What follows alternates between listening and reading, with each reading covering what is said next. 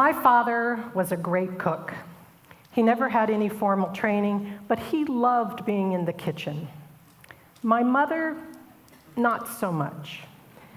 But she had the never-ending task of putting dinner on the table every night. So on the weekends when my dad said he wanted to cook, my mother gladly relinquished the responsibility to him so she could go do something that she wanted to do. Watching my dad in the kitchen was very entertaining. He sang and he whistled as he made his way through his culinary experiments, taking a little bit of this and a little bit of that out of the cabinets, making always something really delicious to eat. And he never used a recipe that I can recall.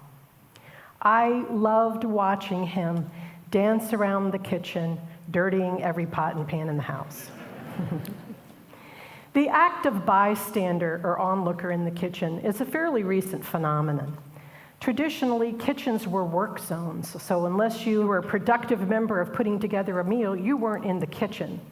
Kitchens were small and not terribly well ventilated, and depending on your social class, they were either located at the center of the house where they could provide some additional heating, or they were sequestered to some far-off part of the house where the cooking smells wouldn't permeate the living area. Appliances were kind of clunky and inefficient, and cabinet space was limited to whatever small hutch or pantry you'd been given as a wedding present or had been passed down from some previous generation. The average meal was pretty simple: a little meat, little vegetables, probably a lot more starch to help fill you up. And even though the meal was simple, it took a lot of effort to make, so everyone, regardless of their age, ate the same thing. The transition from these kitchens to the contemporary kitchens that we know today have been influenced by a number of things, including war, manufacturing, science, technology, even gender politics and TV. And I know that Frank Lloyd Wright experimented with opening up the kitchen in the 1930s, but for most of us, that really didn't happen for another 40 years. And rather than tell you the story of Frank Lloyd Wright, I'd rather tell you the story of 3 women who made the work of the kitchen a lot easier. A woman that you've probably never heard of, a woman that never really existed, and a woman who's known the world over. My first story is about Marguerite Schotte-Lehautsky. Lehautsky was an Austrian architect. Actually, she was the very first female architect in Austria. And she made her contribution to the kitchen in 1926 in Frankfurt, Germany. The city of Frankfurt was suffering from a real housing shortage. And like many European cities at the time, manufacturing plants that had been used to promote the war effort were now being transitioned over for nation building. Lehautsky was commissioned to design a kitchen in a box, a manufactured unit that could be produced repeatedly and quickly for the 10,000 new housing units that were being developed for the city. Interestingly enough, she had never cooked before. But she managed to design a kitchen that included both functionality and ergonomics. She used time motion studies, similar to what was being used in manufacturing at the time, to understand the work involved in preparing a meal. And she designed a kitchen that had flow and ease for the cook. For the first time, the work done by women in the kitchen was being taken seriously, elevated to a science, the science of home economics. The Frankfurt kitchen, as it became known, had a built-in place for everything. It had a desk and a lamp and a window for ventilation. It had an ironing board and a built-in cabinet with lots of adequate sanitary work surfaces. And because this was a separate module that was developed separate from the living space, it gave the woman her own private work zone, where the serious work of developing safe and nutritious meals for her family could be done. A replica of the Frankfurt kitchen is located in the Museum of Modern Art. And her kitchen is really the first modern step to make cooking easier for women in the kitchen. My next story is about the fictitious Betty Crocker.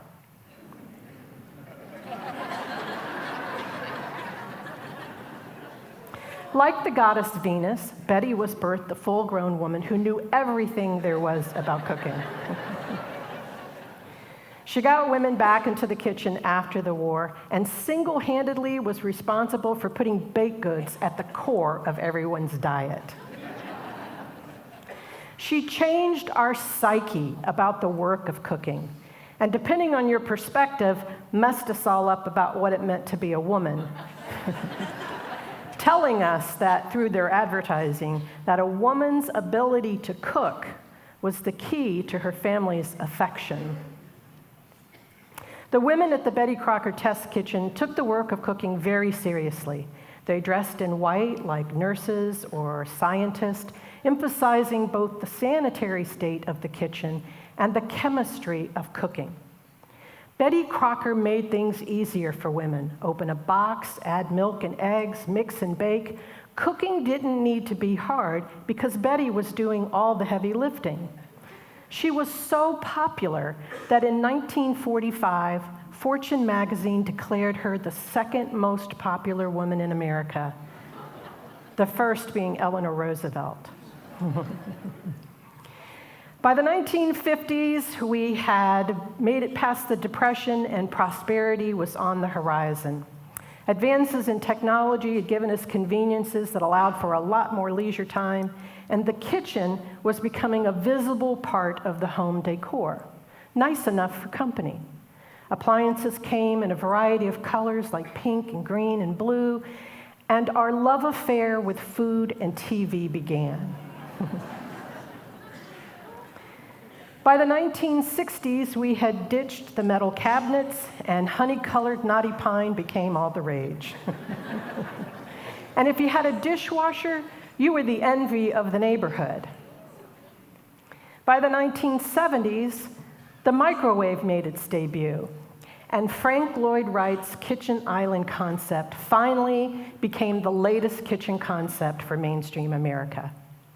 The kitchen island brought us back to the kitchen, to sit and to eat, but to also do what we did best, which was watch. And now, with TVs in almost every home in America, we were getting invited into the kitchens of some of the finest chefs in the world to watch them cook, which brings me to my final story.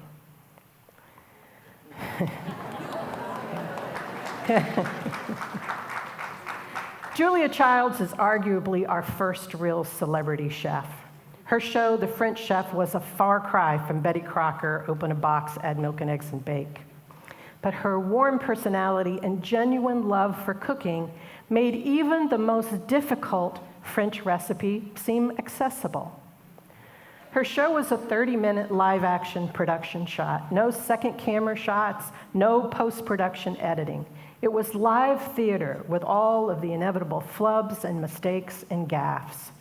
She once dropped a lamb she was cooking on the floor, and she bent down, picked it up, and looked at the camera and said, "If you're alone in the kitchen and you drop the lamb, just pick it up, who's going to know?"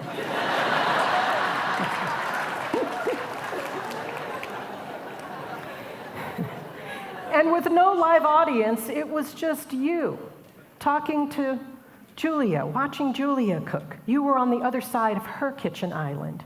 She invited you in to sit and to watch and to drink a little wine, maybe drink a lot of wine, and enjoy yourself as she made it through her French cooking.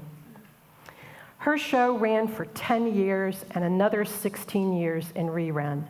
Her contribution to American culture is undeniable, and a replica of her kitchen is in the Smithsonian.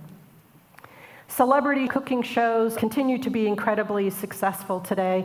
There's a show out there for everyone, regardless of your age or your palate. When my granddaughter Alana was quite small, she came to my house and sat at my kitchen island and watched me as I prepared the meal. I got all the ingredients down and I put it on the counter, and as I started to dice, she said, "Stop, Grandma, you're not doing it right. You need to talk."